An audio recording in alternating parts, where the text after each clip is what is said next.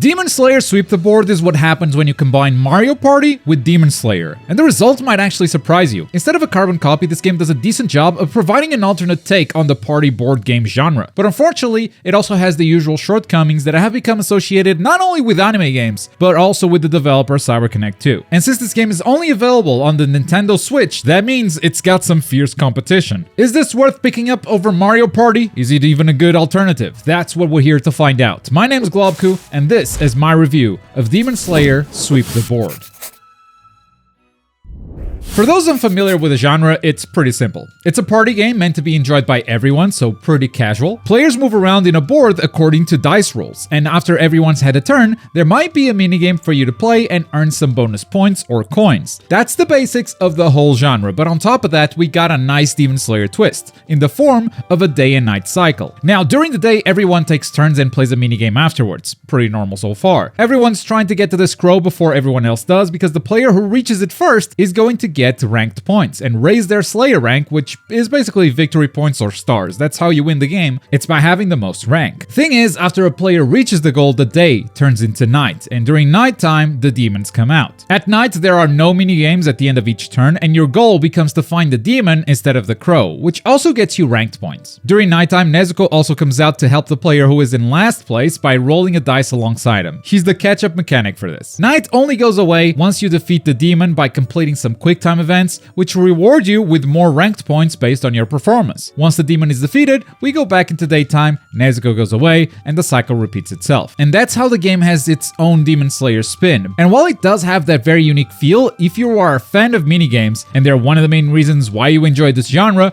I found that you actually don't play as many as in Mario Party games, for instance, because there are no minigames during nighttime. The boss fights are a unique feature this game has, but to be honest, different bosses don't play that differently. It all comes down to pressing buttons on reaction or with the right timing, so I would hardly count those as separate minigames. But I actually love the way the day and night cycles work in this, because day or night are only triggered when a player reaches the objective, which means that it can happen immediately or take a really long time, as players can buy items from the shop that relocate other players further away from the goal, or stages could just have gimmicks that delay the objective further. And that variable timing of day and night definitely keeps things interesting. On top of that, Sweep the Board gives you some features that might be familiar from other games, such as character dice, meaning the character you pick actually matters, as each one of them has a unique character dice that you can use once every 3 turns. Landing on an ally space also lets you call upon a companion that will roll a small dice right next to you, or you can choose to use their character dice as well anytime. You've got random events when landing on completely normal spaces that might just get you points or coins, and of course we've talked about items that you can buy in the shop or even get them for free by landing on a Kakushi spot. All of this put together does lead to some pretty long games. By default, the game suggests you play 10 rounds, which usually takes a little over an hour to play. You could go down to 5 turns, but it really feels like barely anything happens during 5 turns. Or you could go up to 30 turns maximum if you just want to waste a full afternoon. The game also has some light progression in between matches. You can customize your own player card, and there are a lot of backgrounds and even character skins to collect, as well as stamps that you can use during matches. So you play the game, earn some tablets, and spin the wheel to randomly get some of these. It's not possible to get duplicates, so you can get everything you want relatively quickly,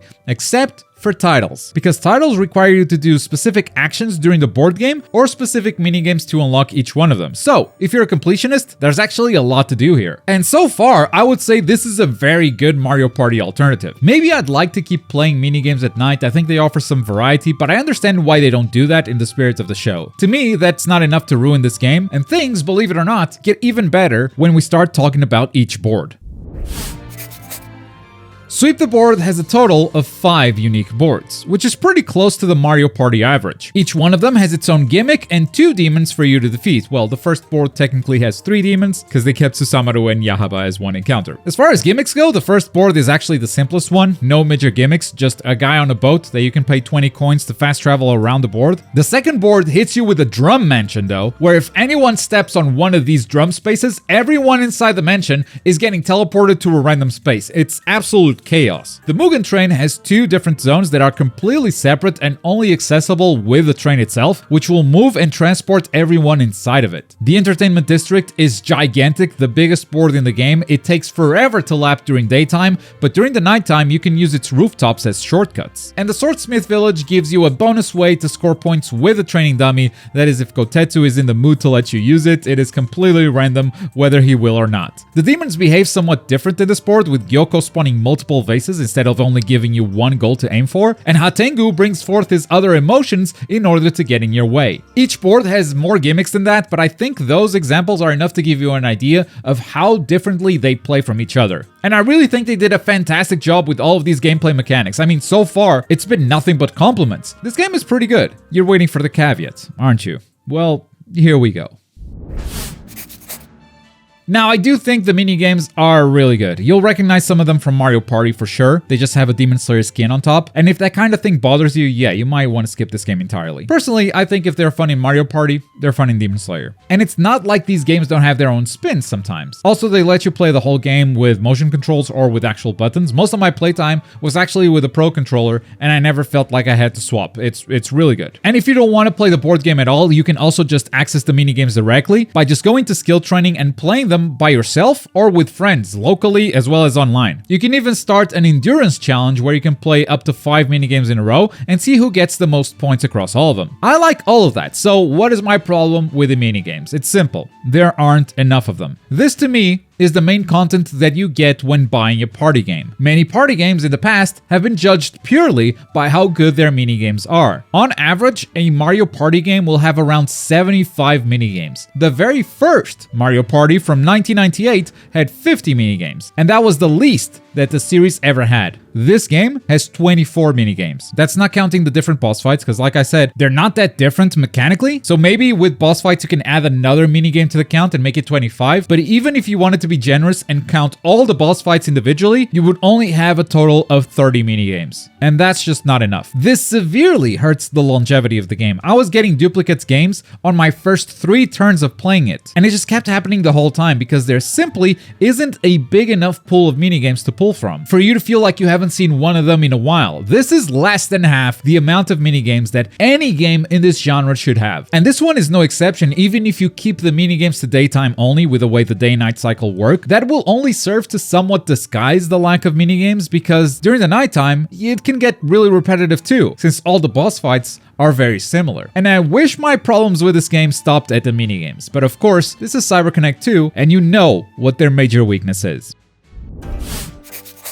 For the most part, things work fine if you're playing with friends. The game's netcode isn't great, but it also doesn't need great netcode for the most part, because it's cleverly designed around that. That said, in some minigames it is just unavoidable, like badminton here. It can get pretty crazy. But if you have no one to play with and want to venture into online matchmaking, then the problems start. First of all, I have never filled up a lobby unless I played with friends. I always played against one other human, 2 at most, before the lobby timed out and filled the rest of the slots with bots. But even then, I haven't been able to finish a single online game without the game crashing or players disconnecting, leaving me to play a match against bots. Not a single game. Now, maybe that's because I'm mostly playing against Japanese players, and that's a pretty long distance for any netcode to handle. But if that's all I can find, then what else can I do about it? And it seems to break in very different places. Here, the 2 Japanese players that I was playing against either crashed or quit during the badminton game. Here, the game crashed on a CPU turn. Both me and the other human were just sending each other stamps, but the game just would not move on. And this happened every single game that I went into online matchmaking. Again, it worked flawlessly against friends, but CC2 makes such flimsy lobbies that it feels like anything could break them or make them malfunction. This one time, I clearly won the jump rope minigame, and the game gave me a tie with Zenitsu for first place. Why? The online is so full of holes that to me, it only exists to play with friends. And that means that if you don't have anyone to play with, I do not recommend you get this game. Period. If you have friends to play with, okay, there's a conversation to be had. Unless you like playing with bots offline, I guess, then in that case it's fine. I do think that this genre is overall mostly meant to be played with friends. I don't think it's that fun to play with randoms, but I just had to let you know because the rest of the online is a total disaster. Presentation-wise, it's a game of extremes. If you want to look at animations and cutscenes, they are fantastic. Part of that is because they're reusing cutscenes from the Arena Fighter Hinokami Chronicles that they developed before this game, and I suspect there's some new animations there that they're pulling from a Hinokami Chronicles sequel. This is CyberConnect 2's specialty and what made them stand out in the industry in the first place, so it makes total sense for them to pull those cutscenes into this game. I also love the sound design in general. Rolling the dice is really satisfying, and I think it's all in the sound design. And I can vibe to the soundtrack too. I think it's a good fit. It's both lighthearted and still has that CC2 signature. It's what's been playing throughout this entire review. That said, I don't think this game has a great look overall. A lot of the boards look very low quality, with extremely low resolution textures, and zero animation on background characters. They are all just standing still. Many of them are mid-walking animation. Performance-wise, it's fine for the most part. Some boss fights can have a lot going on, and that could cause a bit of slowdown, but nothing crazy. The biggest performance killer is something completely unnecessary, which are these confetti and fireworks every time a player reaches the goal. I don't know why they used an effect that was so heavy if their game couldn't handle it. It actually makes it look so bad and so unnecessary. Finally, the game is voiced in both English and Japanese. Characters don't have that many voice lines, but there's still enough to be worth mentioning the 2 dubs. Putting all that together, let's wrap things up by giving the game a score. If you're new here, we use letters for our review scores from F, which is bad, all the way to A, which is really good, and this is my score for Demon Slayer: Sweep the Board.